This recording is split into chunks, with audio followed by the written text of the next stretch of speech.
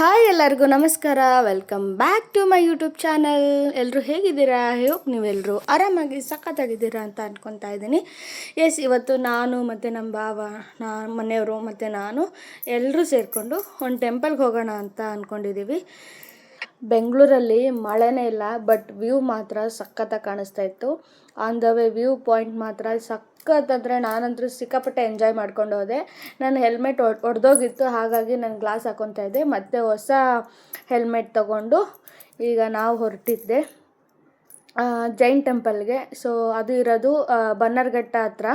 ಬನ್ನರ್ಘಟ್ಟ ಒಳಗಡೆ ಒಂದು 5-6 ಕಿಲೋಮೀಟ್ರ್ ಹತ್ರ. ಸೊ ಆಶಾಪುರ ಶ್ರೀ ಮಾತಾ ಅಂತ ಜೈನ್ ಟ್ರಸ್ಟ್ ಅವ್ರದ್ದು ಕಟ್ಟಿರೋದು. ಸೊ ಇವತ್ತು ನಮ್ಮ ಮನೆಯವ್ರದ್ದು ವೀಕ್ ಆಫ್ ಇತ್ತು, ಹಾಗಾಗಿ ವೀಕ್ ಆಫ್ ಇದೆಯಲ್ಲ ಬನ್ನಿ ಆಚೆ ಹೋಗೋಣ ಅಂದ್ಬಿಟ್ಟು ಇವಾಗ ಕರ್ಕೊಂಡು ಬಂದಿದ್ದೀವಿ.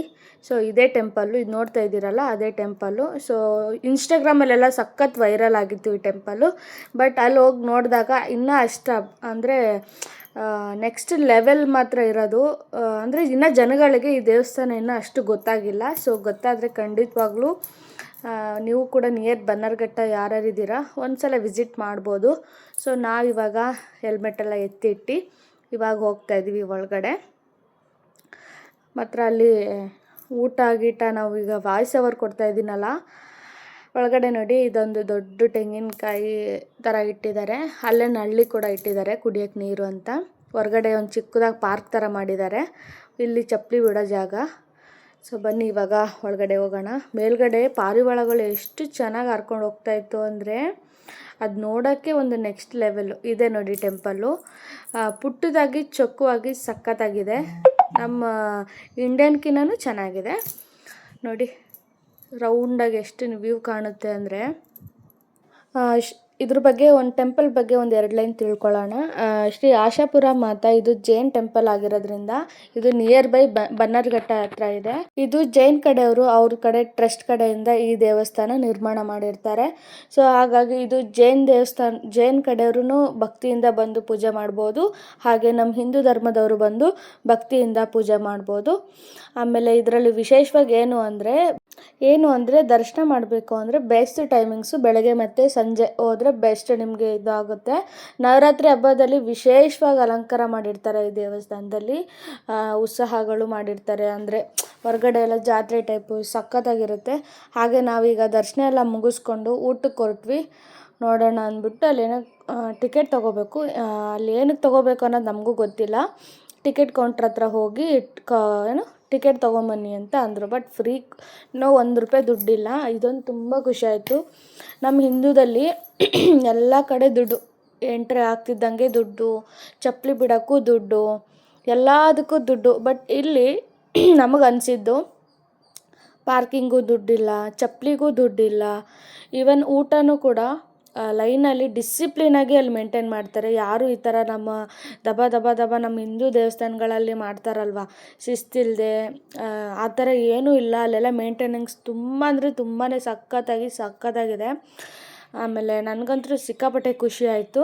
ಸೊ ಇವಾಗ ನಾವು ಲೈನ್ಗೆ ಊಟಕ್ಕೆ ನಿಂತಿದ್ದೀವಿ. ನೀವು ನೋಡ್ತಾ ಇರ್ಬೋದು ವೀಡಿಯೋದಲ್ಲಿ, ಎಲ್ಲರೂ ಡಿಸಿಪ್ಲಿನಾಗಿ ಲೈನಾಗೇ ಬರಬೇಕು, ಲೈನಾಗೇ ಊಟ ಮಾಡಬೇಕು. ಮತ್ತು ಇಲ್ಲಿ ನನಗೆ ಸಿಕ್ಕಾಪಟ್ಟೆ ಇಷ್ಟ ಆಗಿದ್ದೇನು ಅಂತಂದರೆ ಊಟ ಮಾತ್ರ ತುಂಬ ಡಿಸಿಪ್ಲಿನಾಗಿ ಕೊಡ್ತಾರೆ.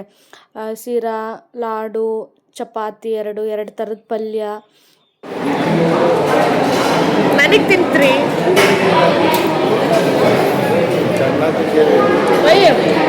ಪ್ರಸಾದ ಮಾತ್ರ ತುಂಬ ಚೆನ್ನಾಗಿತ್ತು. 2 ಸಲ ಆಗಿಸ್ಕೊಂಡು ತಿಂದರೂ ಅವರು ಏನೂ ಅನ್ನಲ್ಲ. ಇವಾಗ ಊಟ ಮಾಡಿಕೊಂಡು, ಊಟ ತುಂಬ ಅಂದರೆ ತುಂಬಾ ಚೆನ್ನಾಗಿತ್ತು ಅಲ್ಲೇ. ಇದು ಚೆನ್ನಾಗಿತ್ತು, ಆ್ಯಕ್ಚುಲಿ ಚೆನ್ನಾಗಿತ್ತು.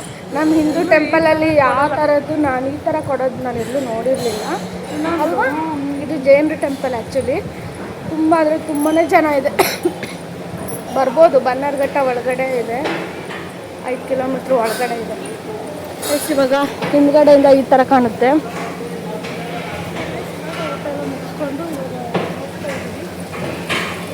ಇಲ್ಲೆಲ್ಲ ಆ ಮಕ್ಕಳಿಗೆಲ್ಲ ಆಟ ಆಡೋಕ್ಕೆ ಮಾಡಿದ್ದಾರೆ, ತುಂಬ ಚೆನ್ನಾಗಿದೆ. ನಮ್ಮ ಭಾವ ಅಲ್ಲಿ ಏನೋ ವಿಶ್ ಬರಿತಾ ಇದ್ದಾರೆ, ಅದೊಂದು ಚೆನ್ನಾಗಿದೆ. ಇಲ್ಲಿ ನಿಮ್ದು ಏನಾದರೂ ಆಸೆ ಇದ್ದರೆ ಪೇಪರು ಪೆನ್ ಇಟ್ಟಿರ್ತಾರೆ.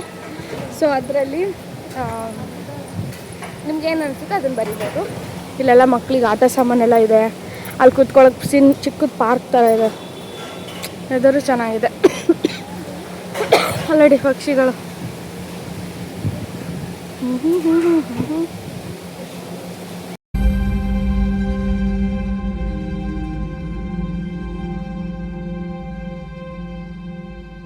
ಇವಾಗ ಹೊರಡ್ತಾ ಇದ್ವಿ. ಲಾಸ್ಟ್ ಒಂದು ವ್ಯೂ ನೋಡಿಕೊಂಡು ಹೊರಗಡೆಯಿಂದ ನೀಟಾಗಿ ಈ ಥರ ಇದೆ.